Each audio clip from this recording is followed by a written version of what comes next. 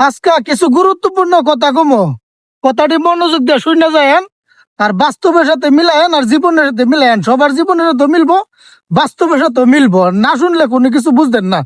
শুনে যায়েন। আচ্ছা, যারা কইতাছি এটা কই, আপনার ফরেনের যে কাপড়টা আছে, ফেন্ডা বা লুঙ্গি, আমরা ব্রাহ্মণ বাড়ির বাসায় তো বন্যার লুঙ্গি কই, এটা যদি মনে করেন আগুন লাগে, এটা ফালাই দিল বিপদ, ফিন্দন রাখলো বিপদ।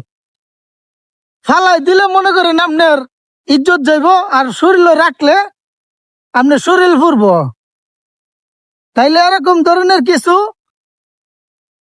মানুষ আছে, তাদের সাথে মনে করেন সম্পর্ক রাখলো বিপদ, না রাখলো বিপদ। আমি কাউরে উদ্দেশ্য করে কথাটি কইতাছি না, কারো গায়ে লাগাবেন না। আমি কাউরে উদ্দেশ্য করে কইতাছি না, যেটা বাস্তব আমি এটাই কইতাছি।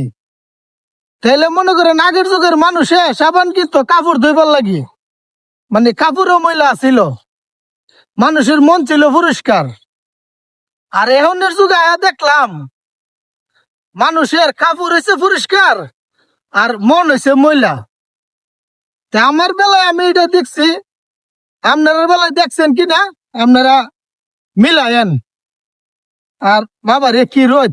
আর আমি মনে করেন কন্টেন্ট ক্রিয়েটর জগতে ধন্য, কারণ কালকে আমি দেখলাম, আমি যে রোদে ভিডিও বানাই, এমন একটা কন্টেন্ট ক্রিয়েটর আছে, খুব বড় কন্টেন্ট ক্রিয়েটর, আমি নাম নিলাম না, মানে আমার টিপসটা ফলো করছে, রোদের মেঝে ভিডিও বানায়া। যাক ধন্য। আচ্ছা, হিটা বাদ, যেটা কইতাম চাইছিলাম হিটা কই। আপনারা মনে করেন মানুষ চিন না, মানুষ বুঝা আপনারা কাম করবেন, কারণ স্বার্থপর মানুষের থেকে একটু দূরে থাকবেন। আর ফরেনের কাপড়ও যাতে মনে করেন আগুন না লাগে, এরকম ভাবেই থাকবেন, কারণ ফরেনের কাপড় আগুন লাগলে আপনি ফালাই দিলেও বিপদ, না ফালাই দিলেও বিপদ। যাতে নাও ফালা লাগে, শরীরের মাঝে তাহা। তাইলে ভালো থাকেন, সুস্থ থাকেন। ধন্যবাদ সবাইকে। আমার এই ভিডিওটা ভালো লাগলে লাইক কমেন্ট শেয়ার করে আমার পাশে থাকেন।